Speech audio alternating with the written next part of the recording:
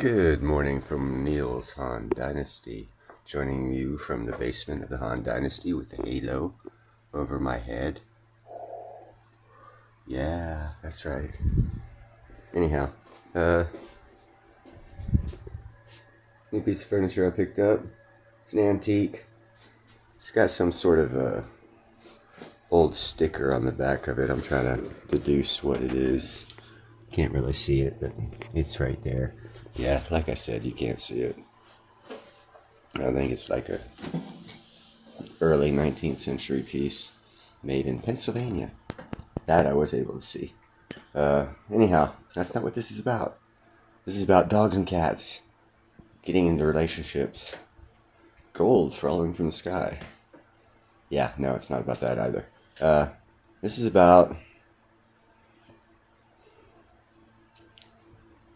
a lot of countries telling China, you're screwed up. And they won't let them join this trade pact. And it's a small trade pact of smaller countries from around the world. And China, on several occasions, asked to join it. And the other country said, you know what? You guys just ain't right in the head, and we really don't want to play with y'all. Basically, that's not exactly, I mean, they were more diplomatic about it, but that's why I'm not a politician. Anyhow, here's the story. It has refused a request from China, a request to join a free trade pact. Some of you must have already heard the name. It's called the Comprehensive and Progressive Agreement for Trans-Pacific Partnership. This is one of the world's most extensive free trade agreements. It has a total of 11 countries as signatories, and together they represent America's not part of it. of the world's GDP. So what is this agreement meant for? Three things. 1. Protecting intellectual property rights. 2. Protecting what was that? Intellectual property rights. China does not respect intellectual property rights. As a matter of fact, for all you people who think China's so great and going to take over the world, everything they have, they stole it from America. They stole it. Or President Clinton gave it to them when the spy plane landed successfully in Chinese property, and they still have our spy plane. How bizarre, how bizarre. As an ex-military man, I was quite disgusted with that incident, because they wanted to give those cowardly traitors a ticker-tape day parade, when indeed the orders of people on that most highest, securest technological spy plane in the world has to land in an enemy territory. Well, first off, you don't land. Second off, you destroy everything. Third, you blow the fucking plane up in the air. But under the guidance of the God boy Clinton, who everyone seemed to like, actually he was black, according to the news. Clinton was the first black president. Hey, don't trust me, man. Go back and look at the newspaper, since your memory doesn't serve you that well. That's how screwed up he was. Black president, Bill Clinton. Anyhow, China stole everything they have. Their gold mines, their technology, their spy technology, their space technology, their weaponry. They all stole. And I did a report on how Pakistan throws away all the weapons that their Lord and leader and God gives them, China, because Chinese weapons suck. And then Pakistan, which is part of the One Belt Road Initiative and loyal to China, buys our weapons because they work. Anyhow, let's get back to the story. Safeguarding markets from state intervention. And 3. Reducing trade barriers between member states. So what has China requested from this bloc? Membership. It wants to be a part of this agreement, a request it has made repeatedly in the last 2 years. In May 2020, China's Premier Li Keqiang said that China was willing to consider joining the agreement. Then in November 2020, the Chinese president also expressed interest. He said China was actively considering joining the agreement. And in September 2021, China formally applied to join the agreement.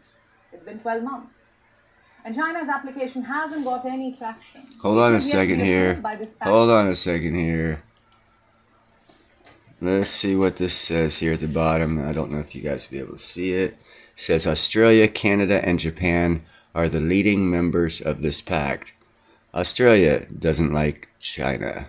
Canada, they're kind of sort of like China. And Japan hates China. Hasn't got any traction. It is yet to be approved by this pact's member states. Now, why is that? Because the members of this agreement believe that China does not meet the required standards. They say that the CCP's intervention in the Chinese economy is in stark contrast to what this agreement claims to promote, and that is free and fair trade without any state interference. Free and fair trade. China will never be part of that pact that they're trying to join because they don't know what free or fair or trade is. Like I just mentioned, all they know how to do is steal, lie, and cheat. That's how I know they're going to be gone in 2 years. Go ahead, you heard, it's on video. 2 years, CCP China's gone. So China's application still remains stuck in transit. Left with no choice, a desperate Beijing has asked Australia to reconsider including China as a member. Reports say the Chinese ambassador to Australia is urgently pushing for talks with the country's federal government. And this is what he told an Australian news network. That while China has been asking for an early start, there's no clear affirmative response from the Australian government yet. So the question is, why is the Australian government not responding? Why would it? Okay, first off, if China attacks Taiwan, that's a direct threat to Australia. 2. Australia is providing energy. Kind of like Russia is providing energy to Germany. Australia is providing energy to China and can anytime they want. And they probably will because they don't really care for the CCP threatening Taiwan and Australia's national security. See, people don't think things through. You gotta step back and say, oh, China's big and bad, they're gonna attack Taiwan. It's gonna happen. Hold your horses, hussy boys. Step back and see what happens. First off, America has national security companies doing national security things in Taiwan. So if China attacks Taiwan, America attacks China. Okay, if America attacks China, South Korea, Indonesia, Japan, India, Australia, New Zealand, all these countries will also attack China. So with China's little feelies on who they're going to attack, they realize, ooh, we don't want to knock on that door. The whole world will kick our ass. So then, if you watch my reports, they go up to India, to PP-15, and they attack India, and India kicks their ass. So they go for a 16-round peace talks over that, and they say, we don't want no part of India. India's kicking our ass. Who do they have left? I mean, I'm going to say this even though it's a lie. We all know that what's coming is war. I know you don't realize that. I do. What is coming is war. China has no other option. 0 options. Their economy, their population, their political stuff, world events, all say China either turns democratic and assassinates their now 60 or 70 million CCP cardholder members and totally does a flip, or another country's going to do it for them. Sorry, ete brute. Reason I would say ete brute, because that's when Caesar got killed. History is a wheel. It goes round and round, round and round. That's just how it is. The wheels on the bus go round and round through history. They go round and round. You can see the future by looking at the past. And if there's any changes, you can adjust the past history to the future history in your predictions, taking into account those small demographic differences. And they are small. China's going to go to war. China's going to lose that war. Because you know why? They stole all our technology. And even though I hate Bill Clinton and think he's a piece of shit, I'm sure the NSA are some smart people, smarter than the president, because we all know they're just a joke in office. They're not responsible for anything. They're like puppets. For all you tech folk out there, you know about backdoors, technological backdoors. Yeah, we can shut China down any damn time we want. That's why we've allowed them to continuously and consecutively steal intellectual properties of Americans because we got backdoors on them. That and we're using them like we use Israel. They advance the technologies and we take it back, and it costs us a lot less. You know, that's how you use dumbass countries or smart countries. In the case of Israel, very smart. Dumb in the case of CCP China. Anyhow, back to the report. I digress. China's track record on Australia has been less than ideal. For the last 2.5 years, Beijing has pursued a policy of economic coercion against Canberra. It has issued threats, imposed trade restrictions, banned exports of key ingredients, and undermined Australia's territorial sovereignty. In fact, even now the Chinese media is preaching Australia on why refusing China's application would prove costly. On the screens now. The bully goes to your dad's business and puts in an application and says, I'm going to kick your son's ass if you don't hire me. Do you think the son of a bitch is getting a job? That's what I just heard. I'm sorry. Is a recent report from the Global Times. Look carefully at what the headline reads. Provoking China is dangerous for Australia as a US proxy.